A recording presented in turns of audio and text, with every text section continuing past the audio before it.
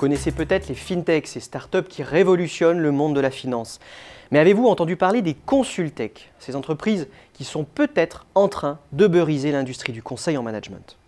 Rappelons d'abord rapidement ce que signifie exactement ce terme d'uberisation. Eh bien, grâce aux nouvelles technologies, les entrepreneurs fédèrent sur leur plateforme une foule d'individus non salariés qui possèdent leur propre outil de travail, auto-entrepreneurs, intermittents ou freelance. Ces travailleurs indépendants sont mis en relation avec des clients via la plateforme. Une fois la mission effectuée, le client évalue le service. En d'autres termes, on passe ici du mode entreprise au mode projet, synonyme de flexibilité, d'innovation et de recours aux meilleures compétences. Il faut bien l'avouer, ce type d'approche est parfaitement adapté au monde du conseil, et ce pour 4 raisons.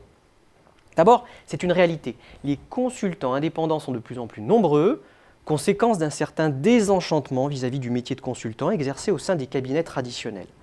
Cette offre de conseil peut aussi potentiellement être alimentée par des étudiants d'université ou d'écoles de commerce. Une plateforme d'intermédiation trouve ici en partie sa justification car sa fonction consiste justement à mettre en relation des milliers de consultants et des milliers de clients, et ce, à l'échelle mondiale. La prospection commerciale est aussi très chronophage pour un consultant évoluant en solo. C'est donc en général une tâche imparfaitement réalisée alors qu'elle est pourtant cruciale. Et on le comprend, une plateforme numérique apporterait une certaine audience et de la visibilité. Les clients ont pour leur part une approche de plus en plus héroïste vis-à-vis des prestations de conseil. Ils deviennent notamment très exigeants en matière de prix.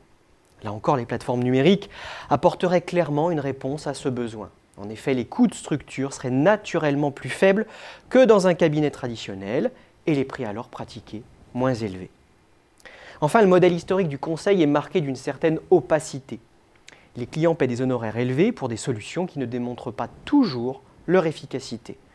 La possibilité d'évaluer le consultant à la fin de la mission via une plateforme donnerait donc un peu de transparence.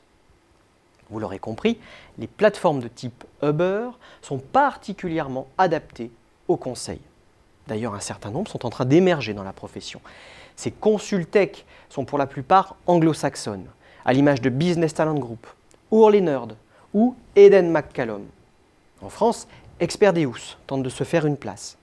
Et certaines plateformes montent très rapidement en puissance.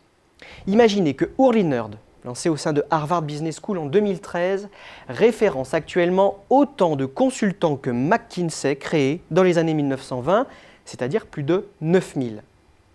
Business Talent Group, qui a une approche clairement orientée sur la qualité des consultants référencés, regroupe pour sa part 4000 consultants, alors qu'elle a été fondée il y a moins de 10 ans. Finalement, la question n'est pas tant de savoir si le conseil se fera uberiser. Il l'est déjà, nous venons de le voir. Il s'agit plutôt d'évaluer les lignes de résistance du modèle traditionnel, je pense notamment à la marque et à l'importance de l'intuitu personae au sein des relations commerciales. Il s'agit aussi d'évaluer de quelle façon chaque opérateur traditionnel va exploiter le potentiel de ces plateformes et des technologies numériques.